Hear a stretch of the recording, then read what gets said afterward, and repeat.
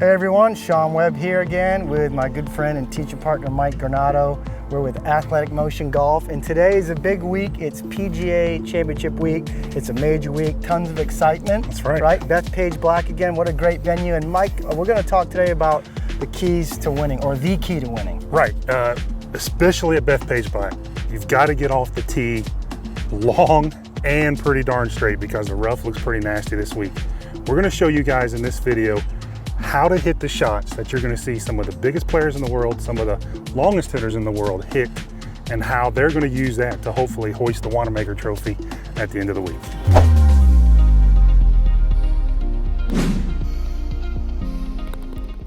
So the shot that I'm referring to, right, is the power fade, and this is not your dad's hold-off fade with the Obalata ball, Persimmon Woods, right? This is modern technology, modern golf balls, the hammer fade. Yeah. And it's what you're going to see from a lot of the best players in the world this week. Yeah, especially the longer hitters. I think what they've realized now with the new ball, new technology, it's a little bit easier just for them to aim down the left side and hammer a fade. And like I said, with the new technology, there's a lot less spin on the ball, so they're getting just as much distance with a little more controlled shot because they can almost eliminate one side of the course, aim left, peel it towards the middle of the golf course. I mean, that's a great way to play and an easy way to play if you can figure that out. Oh, 100%. So it's really interesting, though, listening to the guys who grew up with the older technology or used to playing older technology, right? Former PGA champion David Toms talks about what equipment likes today versus what the equipment doesn't. He always is saying it's harder now to hit a tight draw with the new equipment with the driver. Right. It's just the way everything's designed. It's easier just to either hit it pretty straight or let it fall right. I mean, and he's been doing that forever and still having success with it. So he's a good one to kind of. And a lot of it has to do with ball spin, right? Yeah, a lot less spin on the ball. It's just harder to hit a tighter draw nowadays. Right. So off the tee. That's exactly right. So we're going to show you guys. One, we're going to kind of define the shot for you and show you exactly what we're talking about. Then we're going to kind of give you some drills so you can start working on this shot. Hopefully, by the end of the PGA on Sunday, you'll have this shot in your bag as well. All right, Sean, so let's just jump right in and have you hit us a power fade. Now, okay. You're normally a drawer of the ball, right? No, a couple years ago, I've switched. I like a fade. There you go. Why is that? You know that. Why is that? Because I got tired of hitting hooks when the draw gets away from me. That's right. So if you've got club head speed, this is an unbelievable, useful shot to have at your disposal. If I had this shot years ago, I'd probably been a lot better player. I'm a way better driver of the ball now that I do this. And not that you have to hit fades. No, you're going to see both in the Hall of Fame for sure. Yeah. But one, having the ability to hit this shot is going to do wonders if you do play a draw of keeping it a draw rather than a hook. Yeah. So it serves two purposes. It's a great shot to have playability wise, but it's also a great shot to learn if you're a drawer because it keeps you more neutral and it keeps that draw soft. Yeah, and I find it's just a way easier way. I almost feel like I don't have to release it as hard. Like I know with a draw, if I set up a little close and try to sling one around, that thing could get left in a hurry. I just don't, and I don't do a lot of double crossing anymore. Good. Just feel like aim down the left side, get my body rotating and kind of let the ball peel back and play, and it's helped my game a ton. Okay, well, let's see it. All right, so kind of walk you through it here. We'll call the flag the center of the fairway, Yeah, basically. We'll use the flag as the center of the fairway. So I'm aiming my feet kind of in the left rough. You know, I've heard David say it a million times, aim the feet in the left rough, take a swing at it. If I hit it straight, it's in the left side of the fairway. If I cut it the correct amount, I'm in the middle. If I miss it badly, I'm in the right rough. Okay. That's how I kind of look at it. So my ball is at least staying in play. Okay. And normally, if I hit it pretty solid, there's not a lot of spin on it, so I don't lose any distance over my draw. So I'm kind of seeing it in my mind's eye. I've got a little wind helping the fade, so I'm going to start it just a hair more left. And then aim down the left side, ball forward in my stance, and I'm going to rotate my body through the shot and just kind of let it rip. Good. That one's overcutting just a hair, but the wind's blowing on it. That ball is in the right rough, and it's out there probably close to 300. Yeah, and that wasn't a big high floaty spin. Spinner fade, right? That was more of knuckling. Low spin, hard moving right to left. So on my TrackMan normally, left to right. Yeah, left to right. Right to left of the camera. I'm at 2,000 to 2,200 spin with my fade, which years ago I feel like if I did that with my swing and the equipment I had then, it would have been in the 3,000s. It just seems like nowadays these drivers are unbelievable. You can keep the spin off with almost any shot you hit, right? Right. Now let's talk about, so that's the goal, right? Be able to line up left, be able to hammer the ball out there a long ways, find the fairway, go on, enjoy the second shot. Now let's have you start your deal again here. I'm gonna have a tee and I'm gonna re-tee you here. Yeah. And we're gonna kind of walk through some pitfalls that we see. A lot of golfers, we get about half and half, golfers who fade it, golfers who draw it. Yeah. And the golfers who draw it are always looking for ways to kind of neutralize their ball flight. Yeah, because they tend to get too underneath. And That's start exactly hitting right. They hit the hook. Sweepy draws. And So let's have you line this up at that flag out there. okay, just in front of the ball? Yep. Okay, pretty good right there. Okay. Okay. So when you come into the shot, or when a golfer comes into the shot and they want to hit the fade, what's one of the most common, really right off the bat before the swing even starts, what's one of the first things that we see go wrong? A lot of times they come in and they aim like too far to the right. Too far to the right, or even straight. Yeah, or even straight. So I like to have them, if they want to hit this shot, the easiest way to do it, I think, is to aim left, make kind of your normal golf swing. Because you're aiming left, the swing direction is going to be a little left. And as long as you don't have this face kind of rolling and closing too much through the shot, the ball is usually going to just fall to the right a little bit. Right. So when you come in and you aim straight or even to the right, you're forced to hit what's called a pull fade. Exactly right. And when you hit pull fades, if the face is not exactly where it needs to be, it has to be closed first. So you're hitting a fade with a closed face to pull it and start it left.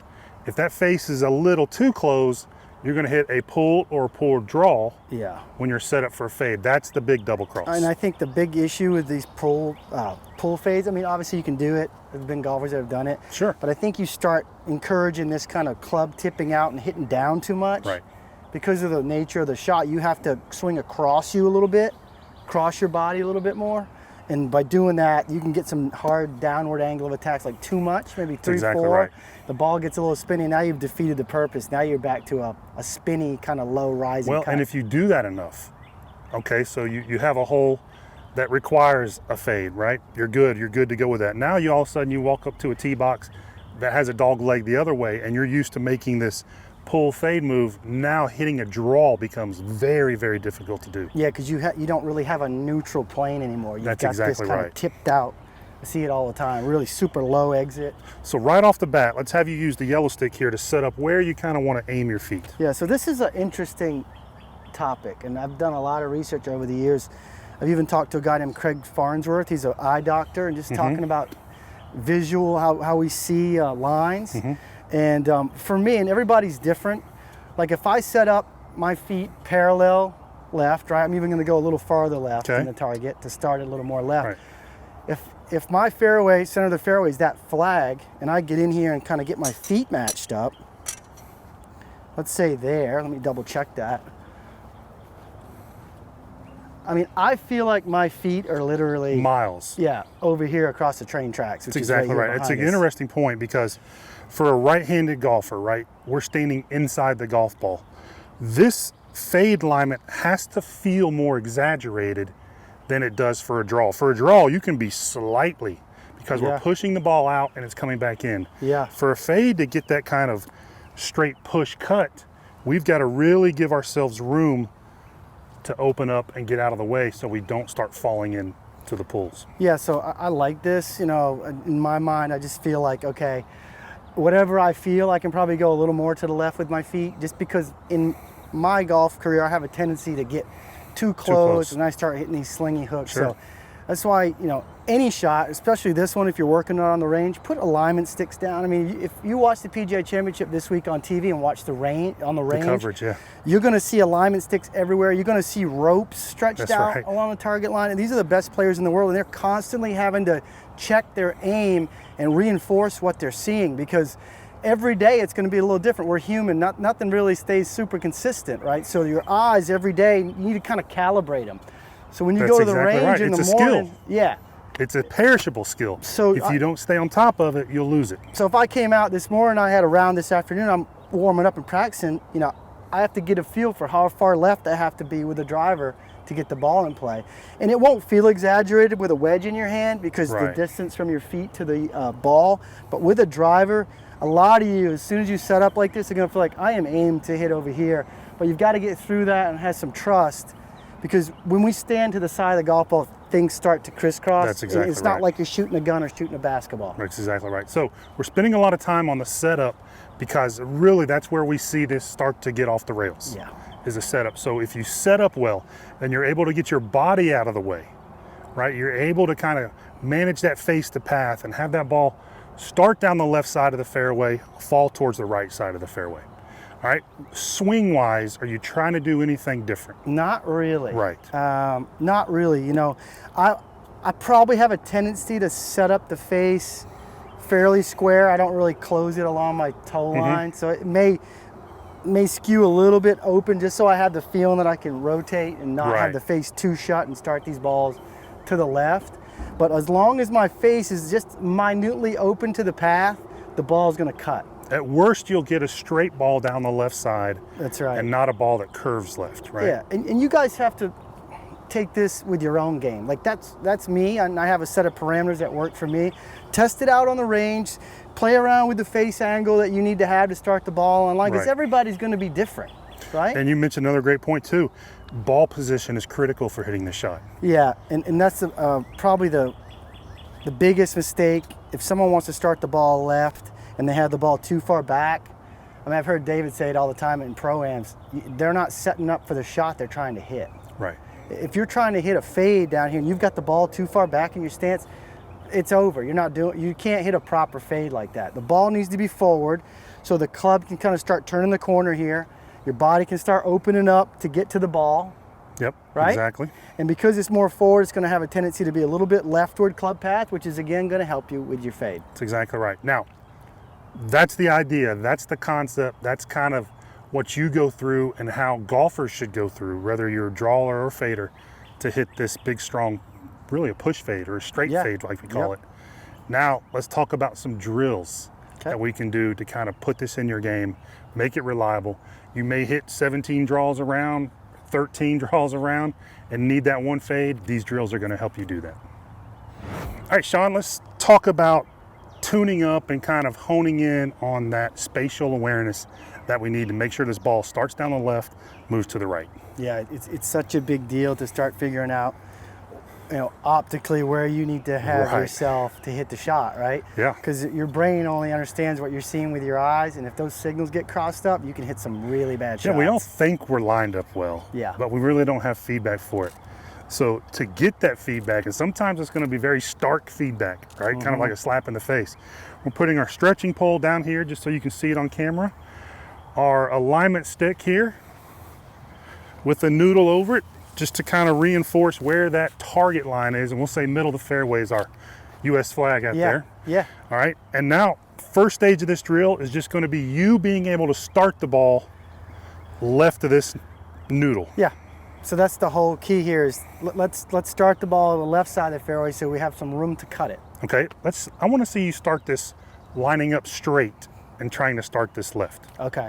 All right. So this is what a lot of golfers do. I'm just going to kind of get some feedback on this. So I'm going to line up parallel. Line up straight, yep. And then I got to start it to the left. Yep.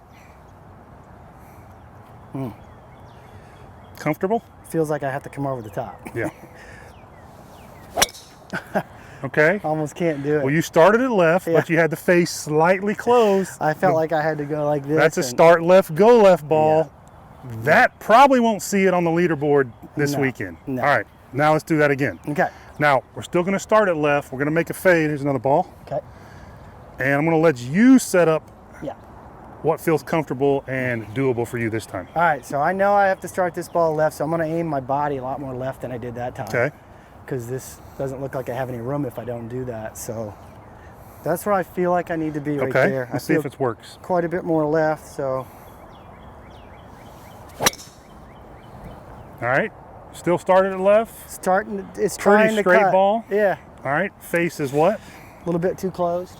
All right, so this is the feedback we're after, right? Yep. We got the first half of this drill done. We're starting it to the left of the noodle. Now we've got to really get a sense for the club face now, right? Uh-huh. All right. I got this thing a little off center. I see you locking in. All right. Go ahead, cheat it over there a little bit, no problem. I think that's pretty good. I cheated just a hair. And this is what you need to do. You have to be precise when you're doing these drills, otherwise they don't help. That's exactly right. What will help is for you to put an extra tee down right here and right here, so you can kind of have, you don't have to waste so much time lining it up. All right, give me one more crack at it here. So again, feel like my body's just left. Fading it. See if I can get one to cut back a little bit more than that one. There we go. A little bit of an overcut. A little overcut, but that's the learning process. The first one didn't cut, or the first one was lined up straight, pull cut, or pull draw, I should say. Second one didn't cut, that one overcut. Yep, so all right, so you're really starting to get a sense for this, okay? Now, one more. One more. Style it in. And this is the progression you guys at home are gonna go through, right? If it was easy, we'd all be on TV. And the optics of this is making me feel like I have to start way left, and I really don't. Exactly right. So I'm getting used to maybe just trying to start just on the left edge of the noodle. We're gonna go to that in just a second, like, but you're exactly right. Yeah, I'm starting to feel Instincts are right on. There we go. There it is. All right, that's the ball flight we want. That's falling towards the flag, not moving away from the flag. That's right. Okay. Went through the progression really nicely. You got another ball? Another tee? I got a tee. Okay. So once you get comfortable doing that, and it may take 3 balls, it may take 13 balls, whatever it takes, you need to get comfortable starting at left of this noodle with the correct face angle. Yeah. And a lot of that's going to be just on your perceptions. First thing you did was start way too far left. I did. I felt like I got to stay away from that noodle. Okay. Now we're going to tighten that up. Okay. All right. So we're going to take our second alignment stick, and we're going to start about 2.5, 3 feet off of this. Okay. And when you're setting up these sticks, angle them away from you, so if they hit them, they're not going to shatter your stick. Yeah. Okay. Okay, so we've got about a 30 to 36 inch corridor in there. And that looks... Is that tighter than what you were initially doing? Yeah. Okay. I got this off a little bit. This, yeah, it's a little intimidating visually. Okay. But it's great practice because it really... For you guys that played other sports with defenders, yeah, here's your defensive player. Yeah. Yep. So the trick is not to guide this, and I will tell you guys that, you know, if you start trying to steer this, it's going to make it worse. Go ahead and make your normal pass at it and freewheel through this ball until you can get it through there. Noodles are very cheap. Alignment sticks are very cheap. You're probably going to break a couple doing this, but just think of the bets you're going to get from your buddies when you get this down. All right. All right, no steering. No steering. Starting it through the window. I'm going to take a hard rip at it, put some speed on it, and see if I can get it to start through that window right there. That was as good as one as I've hit. I don't know if it went through the window. It went through the window. A little fade. And it cut and it's rolling. So that had no spin on it. That's exactly right. So when he gets to hitting 10 balls in a row through this window, what we're going to do is take that window, move it closer, maybe go to 2 feet.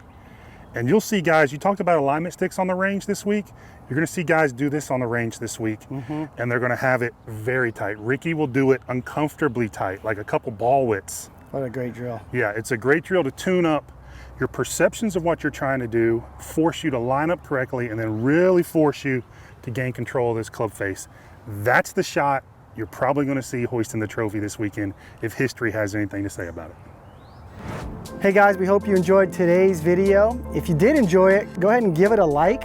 Also, if you have any questions about today's video, or you have an idea of a video that you want us to shoot, go ahead and leave it in the comments below. We read every single comment. We also respond to the comments. So again, leave us a comment if you have any questions or there's anything you'd like to see. Now, if you haven't already, click the subscribe button. We have videos coming out every single week and we don't want you to miss one. So by clicking subscribe, that ensures you're notified right away when a new video comes out. And hey, if you want to add instant distance to your drive, and we all do, everybody wants more distance, go ahead and click the link in the pinned comment below. You're going to see a link. Click on it. It's going to take you to a page. You're going to enter your name and email address. We're going to send you an email where you're going to get access to instant distance, which is a video training that we put out. We know it's going to help you. We know we're going to see you farther down the fairway.